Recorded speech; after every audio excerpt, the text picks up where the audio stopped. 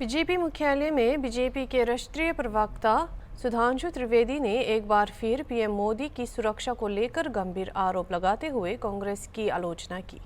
उन्होंने इस बात पर प्रकाश डाला कि लोकसभा चुनाव के दौरान कांग्रेस की विपक्षी नेता राहुल गांधी ने प्रधानमंत्री के लिए अस्वीकार्य शब्दों का इस्तेमाल किया था। एक डेढ़ वर्ष पूर्व जापान के पूर्व प्रधानमंत्री शिंजो एबे जी की एक राजनीतिक कार्यक्रम में हत्या हुई। चंद दिन पूर्व अमेरिका में राष्ट्रपति पद के प्रत्याशी डोनाल्ड ट्रंप के ऊपर हत्या का अटेम्प्ट हुआ, जिसमें वो बाल बाल बचे। उनका कहना है कि इस प्रकार की प्रवृत्तियां जो हिंसा और हत्या को उकसाती हैं, ये कहीं न कहीं उन बयानों से प्रेरित हो जाती हैं जहां राजनीतिक दल अपने तात्कालिक राजनीतिक स्वार्थ में, शॉर्ट टर्म पॉलिटिकल बेनिफिट के लिए हिंसा और हत्या के शब्दों का प्रयोग करना चाहते हैं। एक दुखद परंतु चिंताजनक बात यह है कि प्रधानमंत्री श्री नरेंद्र मोदी जी के विरुद्ध इस प्रकार के शब्दों का प्रयोग, और मैं साफ शब्दों में कहूंगा हिंसा के लिए उकसाने वाली भाषा निरंतर प्रयोग की जा रही है। अभी आपको ध्यान हो, कांग्रेस के नेता प्रतिपक्ष राहुल गांधी जी ने चुनाव प्रचार के दौरान पिछले वर्ष कई बार अपमानजनक शैली में मोदी जी के लिए मारना, डंडे मारना इत्यादि शब्दों का प्रयोग किया। यहां तक उन्होंने बोला कि अगर काफिले पे कुछ फेंका गया तो कुछ और फेंका जा सकता है, यानी फेंका जाना डर के समाप्त होने का प्रतीक है। इसका मतलब कि किसी भी नेता के काफिले के ऊपर कुछ भी होना चाहिए। याद करिए कि जिस समय प्रधानमंत्री जी पंजाब के दौरे पे गए थे 2021 में, जिस ढंग से उनके सुरक्षा घेरे को तोड़कर उनकी सुरक्षा के लिए एक बहुत खतरनाक स्थिति का निर्माण किया गया था। और इतना ही नहीं है, हम बहुत साफ शब्दों में कहना चाहेंगे कि मौत और हिंसा जैसे शब्दों का प्रयोग बयानों में नहीं होना चाहिए।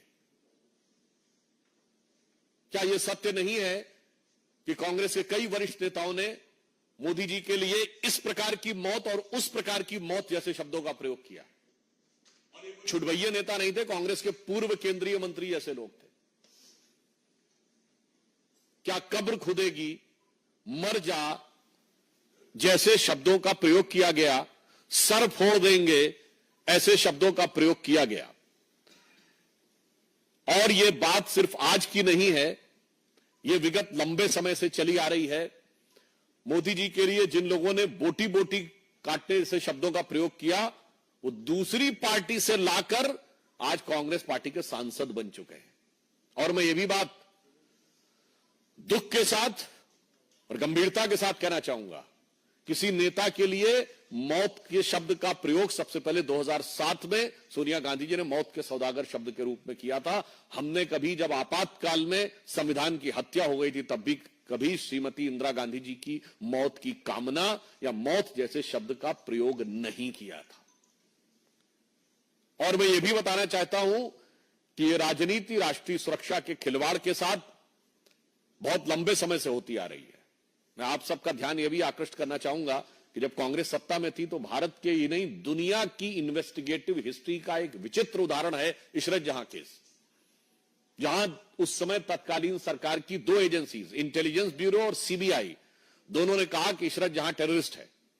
जैसे ही पता चला कि उसका निशाना तत्कालीन गुजरात के मुख्यमंत्री और आज के हमारे प्रधानमंत्री श्री नरेंद्र मोदी जी थे, अचानक सीबीआई ने अपना हलफनामा बदल दिया और कहा टेररिस्ट नहीं है, वो तो मासूम है। भारत के इतिहास में कभी without any reason U turn लेने का कोई उदाहरण नहीं मौजूद था। और आप सबको ध्यान होगा कि जब हमारी सरकार आई और इशरत जहां मामले की फाइल तलब की गई तो पता चला फाइल गायब। और संबंधित अधिकारियों के बयान है कि उन लोगों ने फाइल के ऊपर ऐसा कुछ नहीं लिखा था, केवल तत्कालीन गृह मंत्री ने, चिदंबरम साहब ने अपने आप वो नोट चेंज किया था। ये इंपॉर्टेंट नहीं है। उससे बड़ी बात यह है कि सीबीआई ने अपना स्टैंड चेंज कर दिया था, मगर आईबी ने स्टैंड चेंज नहीं किया था। यानी आईबी पहले भी मान रही थी कि इशरत जहां टेररिस्ट है, और बाद में भी मान रही थी इशरत जहां टेररिस्ट है। सीबीआई पहले मान रही थी टेररिस्ट है, मगर बाद में कहने लगी नहीं है। अर्थात दुनिया के इतिहास का इकलौता उदाहरण जहां एक ही सरकार की दो एजेंसीज एक दूसरे के खिलाफ खड़ी है। एक एजेंसी कह रही है कि टेररिस्ट है अमुक व्यक्ति, एक करे नहीं। क्यों? चूंकि प्रधानमंत्री श्री नरेंद्र मोदी जी की हत्या के इरादे से जाते हुए किसी टेररिस्ट को बचाव देने के लिए, कवर फायर देने के लिए किस सीमा तक जाया जा सकता है, यह उसका दुखद उदाहरण है। आप सबको याद हो 24 अक्टूबर 2013 को पटना की रैली में सीरियल ब्लास्ट हुए। कांग्रेस की केंद्र में सरकार थी। मैं पूछना चाहता हूं, क्या सुरक्षा व्यवस्था थी?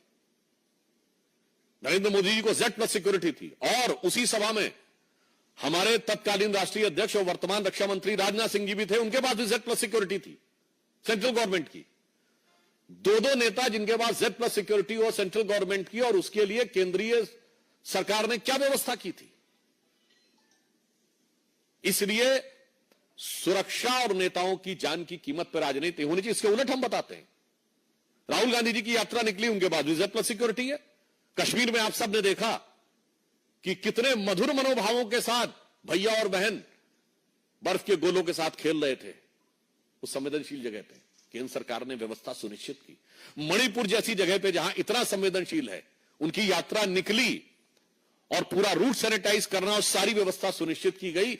इसलिए मैं कहना चाहता हूं कि भारत की राजनीति में राजनीति अपनी जगह है, नेताओं के साथ प्रतिस्पर्धा अपनी जगह है, मगर प्रधानमंत्री श्री नरेंद्र मोदी जी के विरुद्ध जो राहुल गांधी ने शब्द बोला था, संसद में मैं याद दिलाना चाहता हूं, हिंसा हिंसा हिंसा,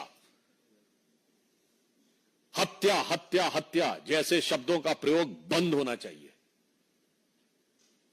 दुनिया में इसके उदाहरण दिख रहे हैं, भारत में इसके परिणाम खतरनाक हो सकते हैं।